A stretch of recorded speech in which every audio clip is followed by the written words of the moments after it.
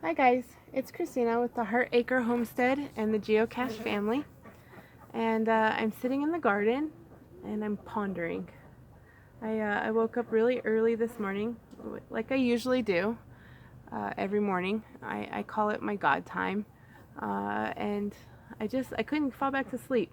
I had so many thoughts running through my head of just things I've been watching and seeing. And so I wrote. And I just wanted to share my heart this morning. I titled this Taking Sides. I keep thinking about this us versus them mentality, this survival of the fittest, the strong beats out. This battle or identity permeates every fiber of our existence. It can be found literally in every corner of our society. There are always lines drawn, always. It truly is the component of humanity that actually shows very little humanity. Why do we do this? Humans are relationally driven, yet we drive our relationships apart at every opportunity we can. There's judgment from every platform. I mean, every platform. I just do not understand humankind. There are color and race sides, and gender sides, political sides, religious sides, governmental sides, firearm sides, marital sides, presidential sides, monetary sides, alien sides, media sides, sides of sides. And to the outside makes no sense in choosing sides, yet everyone who's choosing sides is left crying and screaming silently on the insides. It's exhausting. There is simply no invisible side that says that you can still come over here, even if we don't agree. There are no buddy benches. Not really. There are no places anymore where we can connect and just be.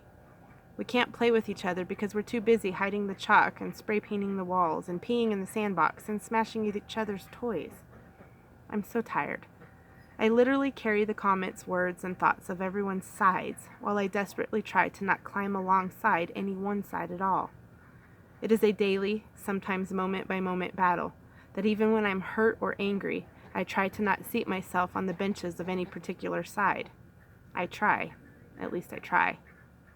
We are every single one of us guilty of the us versus them mentality.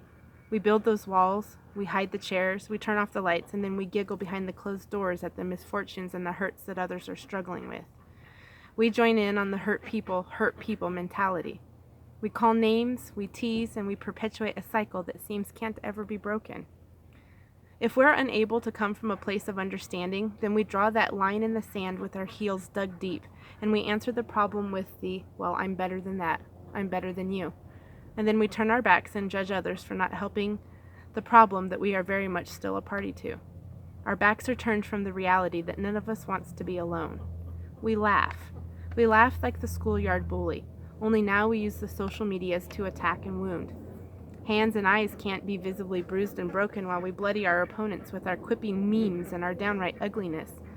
All the while, another little piece of our soul crumbles in these attacks. But we can be bigger because we drew a line, and now others have to pick a side, or else. We can turn our backs on the hurts and the stings we deal out because we were never facing our opponents in the first place.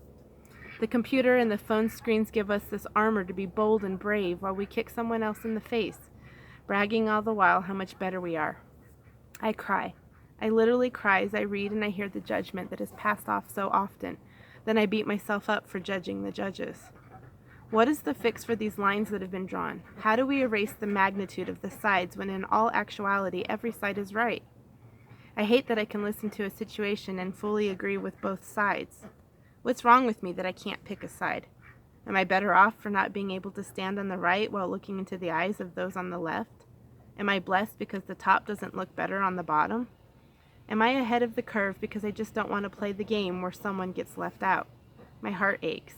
It's broken because there's just not enough of me to give pieces to everyone so that everyone can play fair. I've been left to hiding because it just hurts to be out there. I'm so tired of the me versus them. I've been hiding too long, but what can I do? What can just one little person do? That line in sand, can't seem to be erased. I've tried. It might as well be barbed wire run with electricity. The chasms in our societies are just far too great. But I'm so tired of crying and hurting.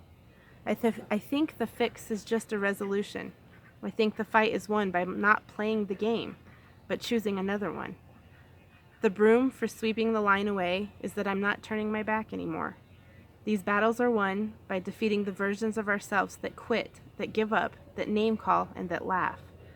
The lines are smooth when we don't share the meme that picks on anyone for anything. The boundaries are lifted when we are inviting and forgiving. The us versus them is broken when the me against them really isn't disguised as the me against you, and we can just smile. We hug. We can sit on that buddy bench and pat next to ourselves for someone to come sit, and we can just be. We can play with the friend that we just made by saying there are no sides and simply have fun. The lines are erased when the wind blows and we take a deep breath and we simply say, it's not me against you, it's us against the lesser versions of ourselves that we were the day before. We can heal our humanity by simply choosing to be a little more human. I choose you, and we all win. Thanks for listening, guys.